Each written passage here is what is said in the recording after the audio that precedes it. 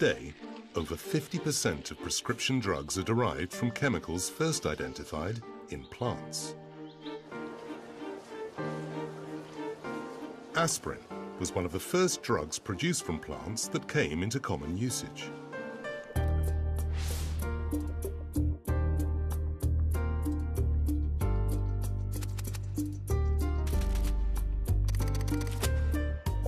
Aspirin is an analgesic, used to relieve minor aches and pains. It's also used as an antipyretic to reduce fever and as an anti-inflammatory medication. But how was this wonder drug discovered? The origins of aspirin can be traced to ancient Egypt. The Egyptians would chew on willow bark to relieve fevers and headaches. Willow trees and many other plants contain chemicals called salicylates. These help the plant to fight off its own infections. In 1763, the British Reverend Edward Stone made the same connection, finding that willow bark relieved pain, swelling, and fever. He wrote to the Royal Society in London, informing them of his discovery. But it would be more than 130 years later that German chemist Felix Hoffmann refined the willow bark salicylates into acetyl salicylic acid. And in the 1900s, Hoffmann put acetyl salicylic acid on the market in tablet form and named it aspirin. Today, aspirin remains one of the most commonly used medications. Approximately 35,000 metric tons are produced and consumed annually, enough to make over 100 billion standard aspirin tablets every year. And all from an ancient plant remedy first identified more than 2,500 years ago.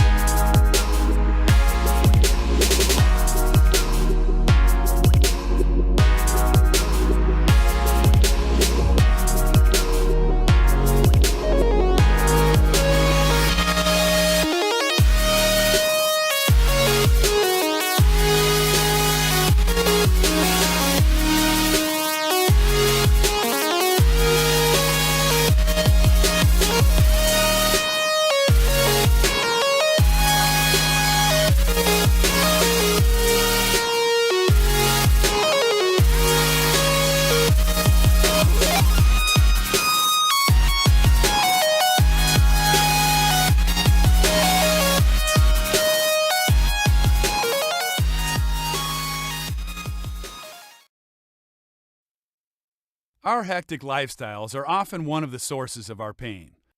The modern world and the stresses that go along with it can cause a variety of pains, such as back, muscle, joint, and one of the most common pains, headache. A study by the World Health Organization shows that up to 75% of people have suffered from headaches. But how is pain actually created in the body, and what role does aspirin play in relieving it? Pain is produced when a specific fatty acid is released from the membrane of a cell as a result of a burn or cut, for example. This fatty acid is transformed by an enzyme into prostaglandins.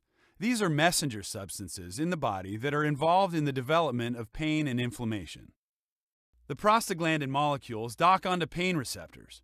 These transmit the pain signal to the brain in the form of electrical impulses sent through the nervous system.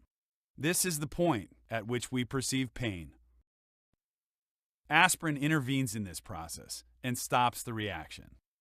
Aspirin blocks the enzyme responsible for transforming the fatty acid into prostaglandins.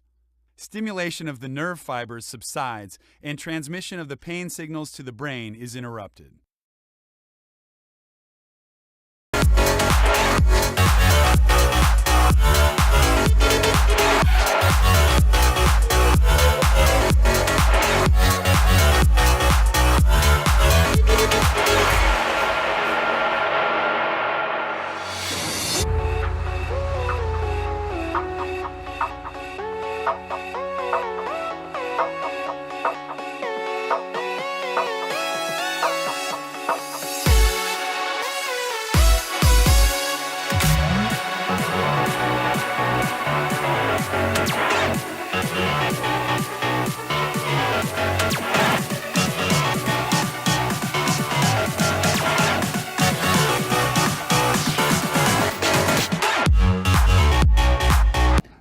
Which is better for me, aspirin or ibuprofen? Well, that's about a 3-hour answer. Aspirin, acetyl salicylic acid, is good for several things. On a small dose, baby dose, 81 milligrams, helps prevent heart attacks in men, helps preventing a second heart attack in men and women, and in women helps prevent strokes, not so in men. So aspirin, baby aspirin, is good for everybody that's had a heart attack, men to prevent one, women to prevent strokes. Aspirin in larger doses are good for those painful joints, but you have to take 9 adult aspirin a day or more. If you get too much aspirin, you get ringing in the ears. Too much aspirin, you get heartburn, indigestion, and sometimes you have to take another medication for that, a common cause of GI bleeding. In real high doses, it's interesting, aspirin can actually get rid of uric acid. At low dose, it may elevate uric acid for those of you who had gout. Ibuprofen is a better anti-inflammatory. Aspirin's good. Both ibuprofen and aspirin irritate the stomach. Don't take those medicines without talking them over with your doctor.